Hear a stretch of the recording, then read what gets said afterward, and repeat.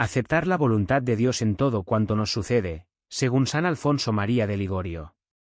San Alfonso María de Ligorio, en su obra La conformidad con la voluntad de Dios, nos predica sobre la virtud y excelencia que es vivir en conformidad con la voluntad de Dios, para así santificarnos. Cómo bien nos recuerda este siervo de Dios, la conformidad con la voluntad de Dios era el ejercicio continuo de Santa Teresa de Jesús, pues no en vano, 50 veces al día a lo menos, se ofrecía la santa al Señor para que de ella dispusiese como fuera de su agrado. Recordemos aquel poema de la seráfica Santa Teresa de Jesús: vuestra soy, para vos nací, ¿qué mandáis hacer de mí? Ahora bien, San Alfonso María de Ligorio no se conforma solo con hablarnos de las excelencias de esta virtud, sino que también nos explica cómo practicarla. En este audiolibro nos centraremos precisamente en la práctica de esta virtud, siendo lo más fiel posible a las palabras del autor. Dice así: vamos a ver ahora prácticamente en qué cosas hemos de conformarnos con la voluntad de Dios. 1. En las cosas naturales que acontecen fuera de nosotros. Debemos en primer lugar conformarnos en las cosas naturales que acontecen fuera de nosotros, como cuando hace gran calor, gran frío, llueve, hay carestía, peste, u otras calamidades. Guardémonos de decir qué calor tan insoportable, qué horrible frío, qué desgracia, qué mala ventura, qué tiempos tan desdichados, u otros términos semejantes. En aquel sentido, se entiende, que muestra repugnancia a la voluntad de Dios. Todo debemos quererlo como es realmente, porque Dios es quien todo lo dispone. San Francisco de Borja, llegando una noche a una casa de la compañía en tiempo frío y nebuloso, llamó varias veces, pero como los padres dormían no se le abrió. Venido el día, manifestáronle aquellos religiosos el mayor sentimiento de haberle hecho esperar al descubierto, pero les dijo el santo haber recibido en aquel tiempo un gran consuelo, al pensar que Dios era quien le echaba aquellos copos de nieve. 2. En lo que sucede dentro de nosotros.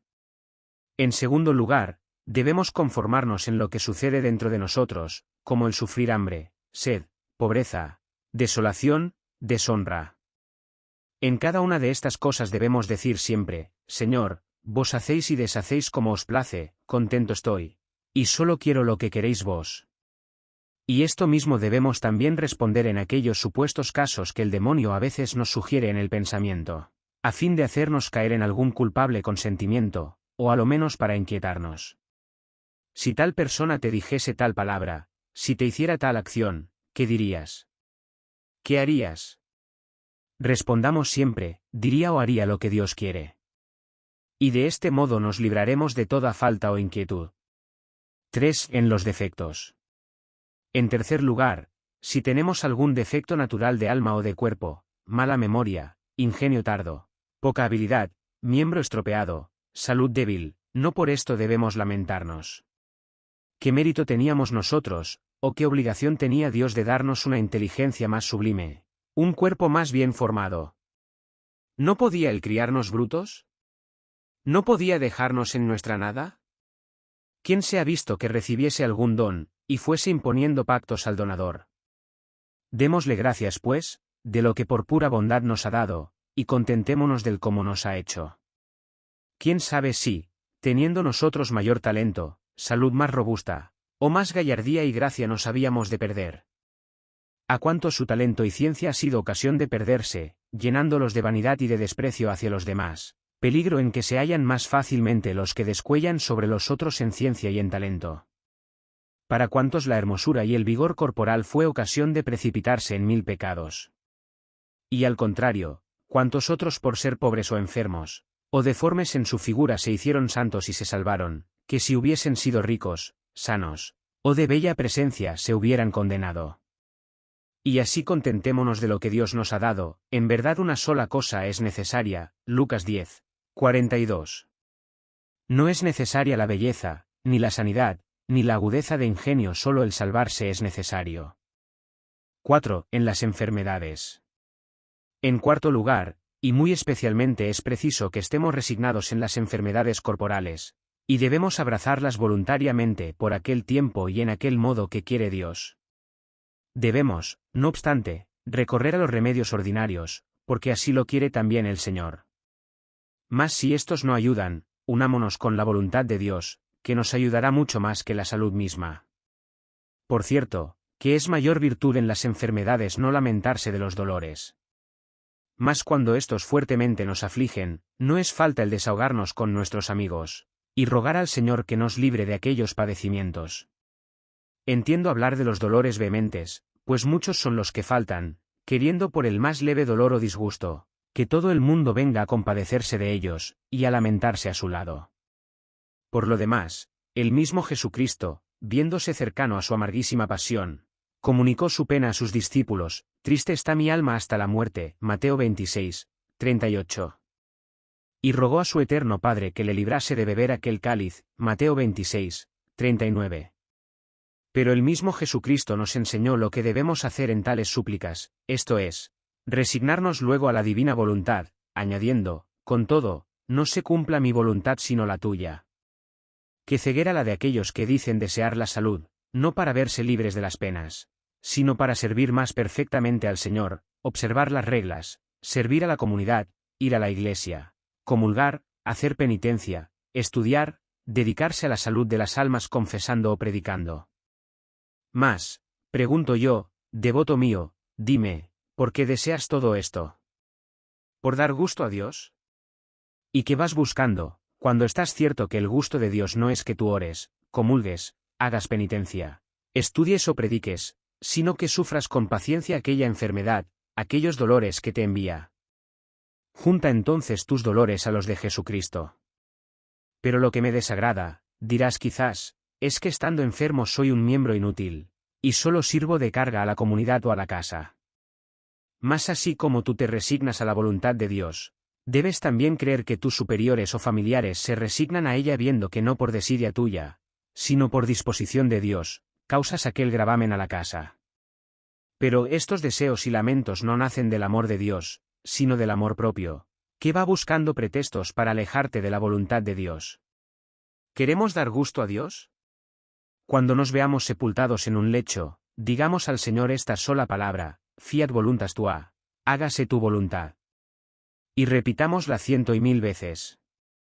Con esto solo, daremos más gusto a Dios de lo que le diéramos con cuantas mortificaciones y devociones pudiéramos practicar. No hay mejor modo de servir a Dios que abrazando alegremente su voluntad. El venerable Padre Maestro Juan de Ávila escribía a un sacerdote enfermo: amigo, no entres en cuentas contigo mismo sobre lo que harías estando en salud, antes conténtate de estar enfermo todo el tiempo que Dios quisiere. Si solo buscas cómo cumplir la voluntad de Dios, ¿qué te importa el estar sano o enfermo? Y en verdad que tenía razón el venerable, porque Dios no queda glorificado con nuestras obras, sino con nuestra resignación y conformidad con su santo beneplácito. Por esto decía también San Francisco de Sales, que más sirve con Dios el padecer que el obrar. Muchas veces fallarán los médicos y las medicinas, o quizás el médico no acertará en conocer nuestra enfermedad, y en estos casos preciso es también conformarse con la divina voluntad, que lo dispone para nuestro bien. Refiérese de un hombre devoto de Santo Tomás Cantuariense que, estando enfermo, fue a visitar el sepulcro del santo para alcanzar la salud. Regresó sano a su patria, pero decía después consigo: más si esta enfermedad me ayudase a salvarme, ¿de qué me sirve la salud de que disfruto? Con este pensamiento volvió al sepulcro, y rogó al santo que pidiese a Dios lo que fuese más conveniente para su eterna salud, y hecho esto, volvió a recaer en la enfermedad, de lo cual estuvo muy contento, teniendo por cierto que Dios así lo disponía para su bien. Cuenta asimismo Susio que un ciego recibió la vista por intercesión del obispo San Vedasto, pero después rogó en sus oraciones, que si aquella vista no era conveniente para su alma, volviese ciego como antes, y después de haber rogado, quedó efectivamente ciego como había sido. Cuando estemos pues enfermos, lo mejor es que no pidamos ni la enfermedad ni la salud, sino que nos abandonemos a la voluntad de Dios para que disponga de nosotros como le plazca. Mas si queremos procurar la salud, pidámosla a lo menos siempre con resignación, y condicionalmente si la salud del cuerpo conviene a la salud del alma, de otro modo semejante súplica sería imperfecta, y no será oída, porque el Señor no escucha tales súplicas, si no las acompaña la resignación. Al tiempo de la enfermedad le llamo yo piedra de toque para el espíritu, porque en él se descubre de qué quilate es la virtud que tiene el alma. Si ésta no se inquieta, no se lamenta, sino que obedece a los médicos, a los superiores, y permanece tranquila y resignada enteramente a la divina voluntad, señal es que en ella hay un fondo de virtud. Mas, ¿qué se dirá de un enfermo que se lamenta y se queja de falta de asistencia, que sus penas son insoportables, que no encuentra remedio ni ayuda en su mal, que el médico es un ignorante, y hasta quizás se queja de que Dios aprieta demasiado la mano?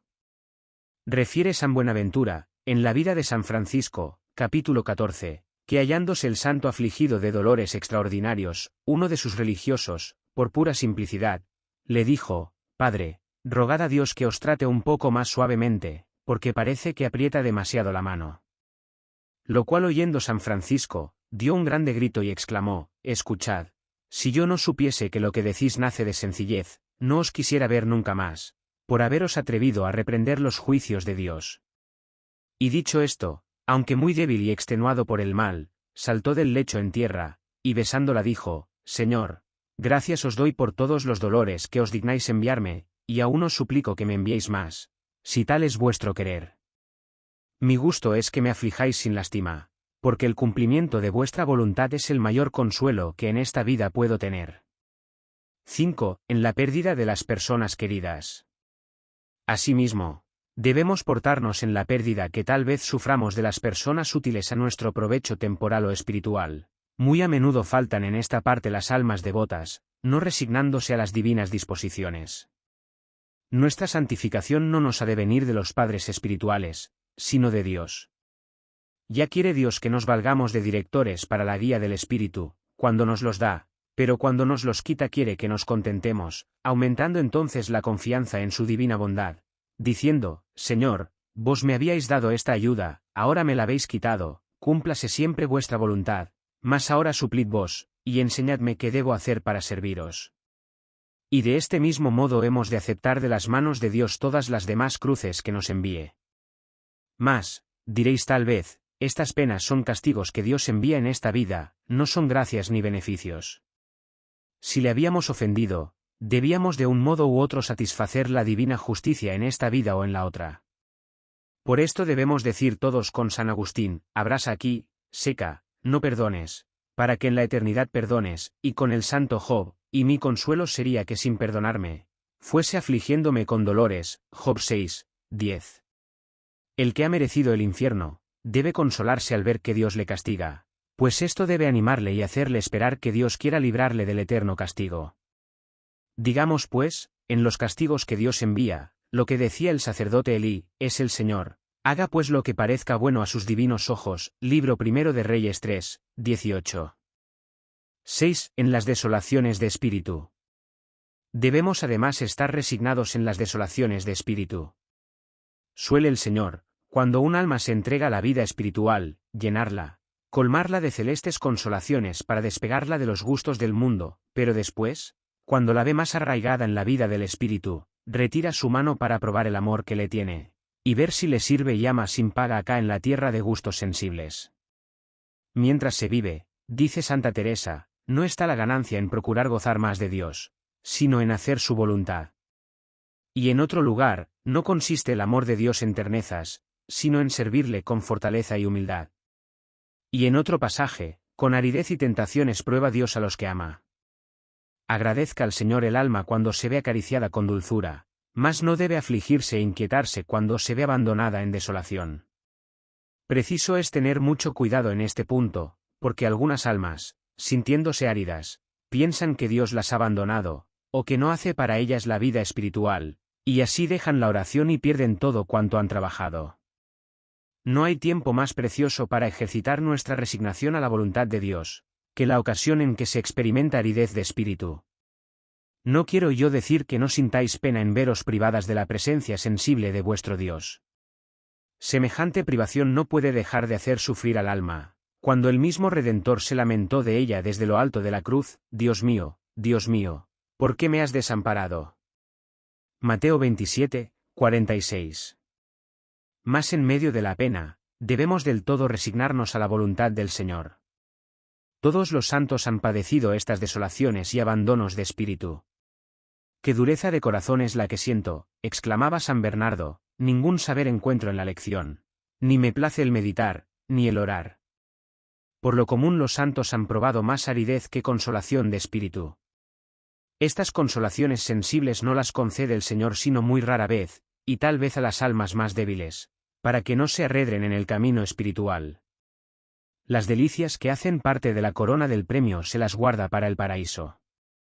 La tierra en que habitamos es lugar de adquirir méritos por medio de los sufrimientos, el cielo es el lugar de las mercedes y de los goces. Así que en este mundo lo que han deseado y buscado los santos no es el fervor sensible con el gozar, sino el fervor de espíritu con el padecer. Decía el venerable Juan de Ávila, oh cuánto mejor es estar en aridez y tentaciones con la voluntad de Dios, que en la contemplación sin ella. Dirás tal vez, si yo supiera que semejante desolación viene de Dios, estaría contento, pero lo que me aflige y me inquieta es el temor de que venga por culpa mía, o en castigo de mi tibieza. Pues bien, quitad la tibieza y poned un poco más de celo. ¿Acaso porque os halláis en alguna oscuridad de espíritu, queréis por ello inquietaros, dejar la oración, y labrar así vuestra desgracia? Acepta, cristiano, la aridez por castigo, como tú dices. ¿Y este castigo, quién te lo envía? ¿No es Dios? Acéptale pues, como castigo que tienes muy bien merecido, y únete estrechamente con la divina voluntad. ¿No dices tú que eres digno del infierno? ¿Por qué pues te lamentas ahora? ¿Mereces acaso que Dios te envíe consuelos?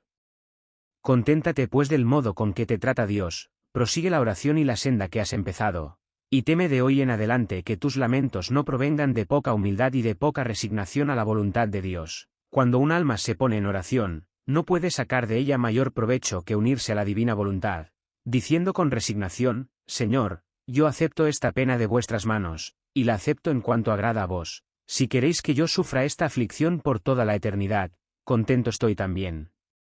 Y así, aquella oración, bien que fatigosa, te ayudará y servirá más que todas las dulzuras y todos los consuelos.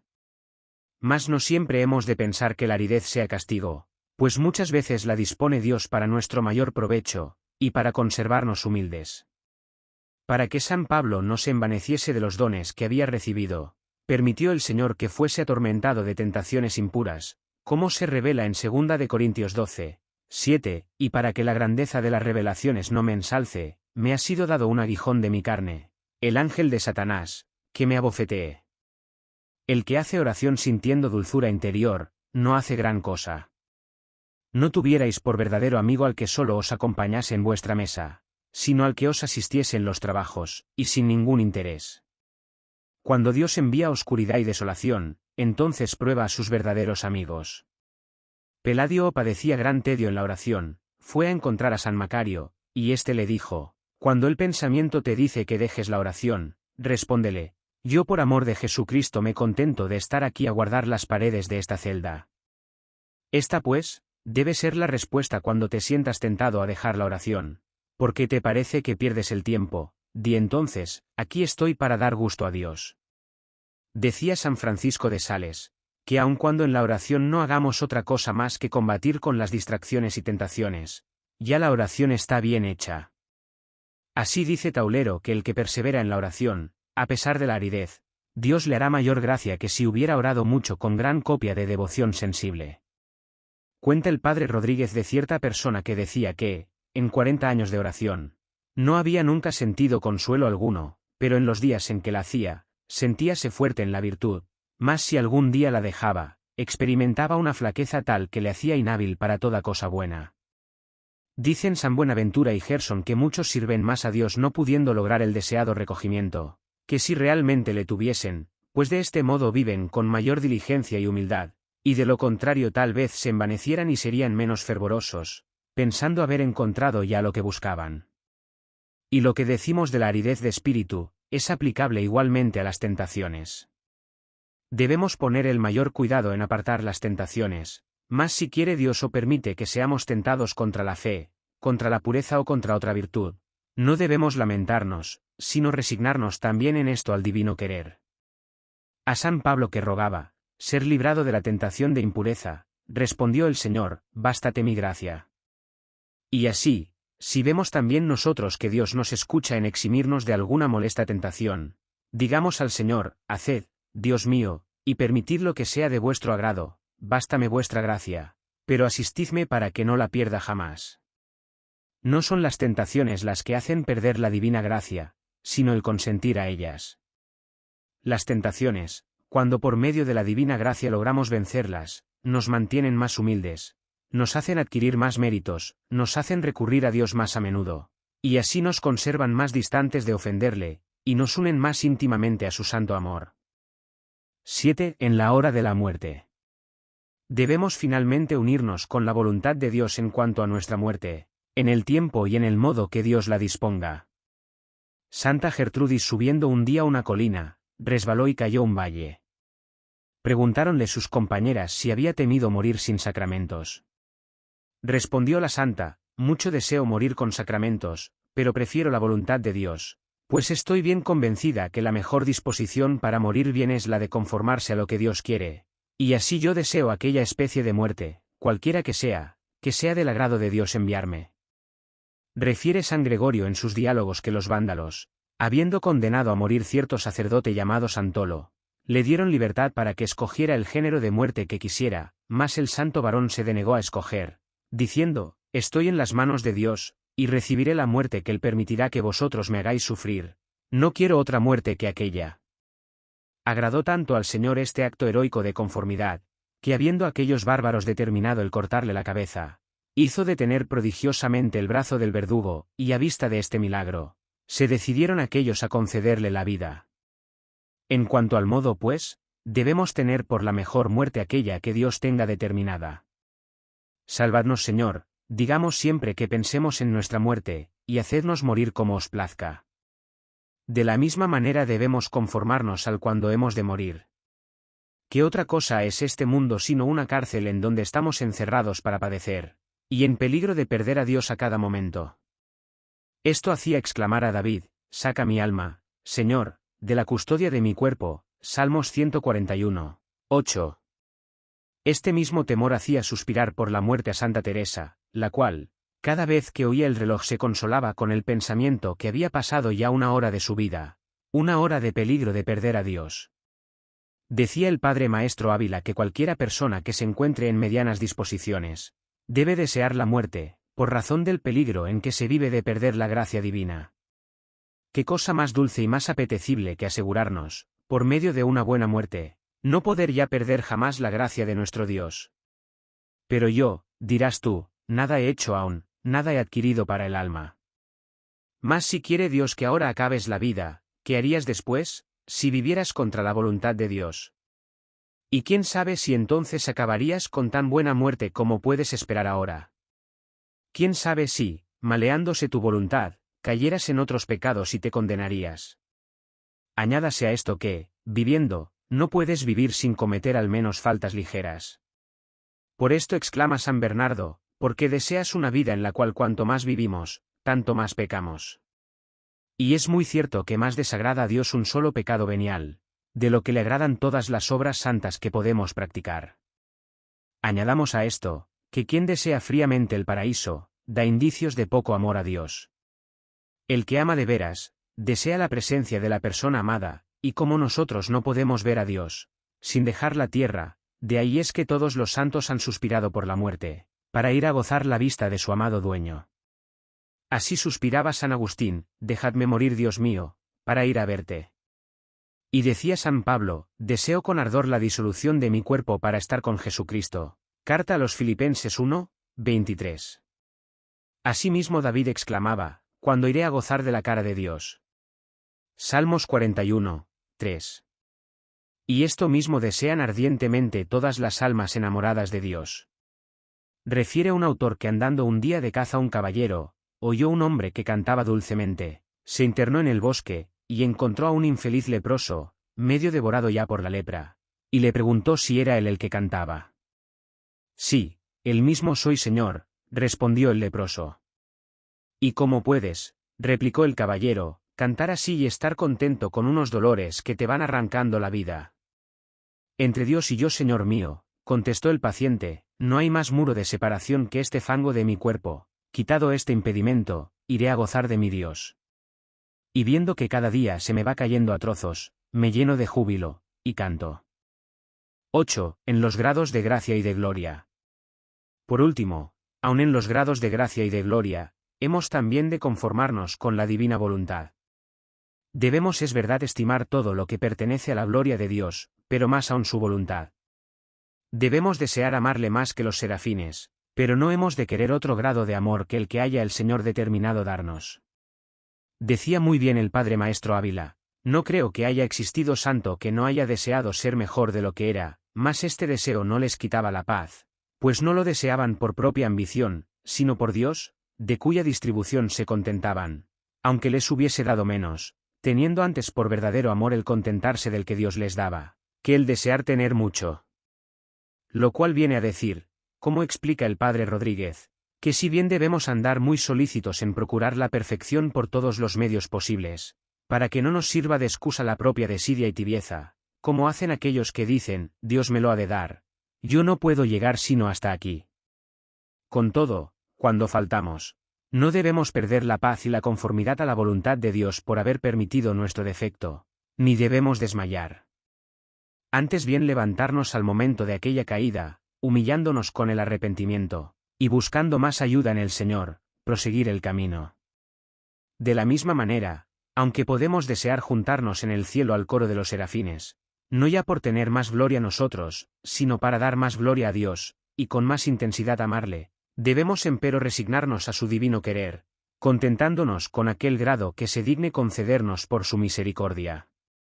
Sería además un defecto harto remarcable el desear tener dones de oración sobrenatural, y singularmente éxtasis, visiones y revelaciones. Antes bien aconsejan los directores de espíritu que aquellas almas favorecidas de Dios con semejantes gracias, deben rogarle que les prive de ellas, para que así el alma le ame por medio de la simple fe, que es lo más seguro. Muchísimos han llegado a la perfección sin estas gracias sobrenaturales. Las virtudes son las únicas que elevan el alma a la santidad, y principalmente la conformidad a la voluntad de Dios. Y si Dios no quiere levantarnos a un grado sublime de perfección y de gloria, conformémonos en todo a su santa voluntad, rogándole que a lo menos nos salve por su misericordia. Y si así lo hacemos, no será corta la recompensa que por su infinita bondad nos dará nuestro buen Dios, el cual ama sobre todo las almas resignadas. Conclusión. En suma, debemos mirar todo cuanto nos sucede y haya de suceder como dimanado de la mano de Dios. Y todas nuestras acciones debemos dirigirlas al solo fin de hacer la divina voluntad, y hacerla solo porque Dios así lo quiere. Y para andar en esto con toda seguridad, es necesario que nos sujetemos a la guía de nuestros superiores en cuanto a lo exterior, y de nuestros directores en cuanto al interior, con el fin de saber por estos lo que Dios quiere de nosotros, teniendo grande fe en las palabras de Jesucristo que ha dicho, el que a vosotros oye, a mí me oye, Lucas 10, 16. Y sobre todo apliquémonos a servir a Dios en aquella vía por la cual quiere Dios ser de nosotros servido. Digo esto para evitar el engaño de algunos que pierden el tiempo diciendo, si yo estuviese en un desierto, si entrase en un monasterio, si habitase en otro lugar fuera de esta casa, lejos de estos parientes o compañeros, me santificaría, haría tales penitencias, practicaría tales oraciones. Y mientras va diciendo que haría, sufre con disgusto aquella cruz que Dios le envía, y no caminando por aquella senda que Dios quiere, no se hace santo, antes va de mal a peor. Tales deseos son a veces instigaciones del demonio, pues nunca serán según la voluntad de Dios, así que es preciso desecharlas, y animarnos a servir al Señor por aquella única senda en que nos ha puesto. Haciendo su voluntad, indudablemente nos haremos santos, en cualquier estado en que el Señor nos ponga. Queramos pues, siempre solo lo que quiere Dios, pues haciéndolo así, Él nos unirá estrechamente con su corazón divino. A este fin, hagámonos familiares algunos pasajes de la Escritura, que nos inviten a unirnos siempre con la divina voluntad. Digamos con San Pablo, Señor, ¿qué quieres que haga? Decidme lo que deseáis de mí, que pronto estoy a hacerlo. O con David, tuyo soy, sálvame, Salmos 118, 94, puesto que ya no soy mío, sino vuestro, haced de mí, Dios mío, lo que os agrade. Y en especial, cuando nos acontece alguna adversidad más aflictiva, muerte de padres o hijos, pérdida de bienes, u otras, no te canses de repetir, sí, Padre mío, alabado seas, por haber sido de tu agrado que fuese así, Mateo 11, 26. Sí, Dios y Padre mío, así se haga, porque así es de tu agrado. Aprovechémonos sobre todo con especial predilección de la oración enseñada por el mismo Jesucristo: Fiat voluntas tua, sicut in cielo et in terra, hágase tu voluntad, así en la tierra como en el cielo. Decía el Señor a Santa Catalina de Génova que dijese siempre el Padre Nuestro, afirmándose particularmente en aquellas palabras, y rogando que su santa voluntad se cumpla en este mundo con la misma perfección con que la cumplen los santos en el cielo. Hagámoslo así también nosotros, y nos santificaremos indudablemente. Sea para siempre amada y ensalzada la divina voluntad, y la bienaventurada e inmaculada Virgen María.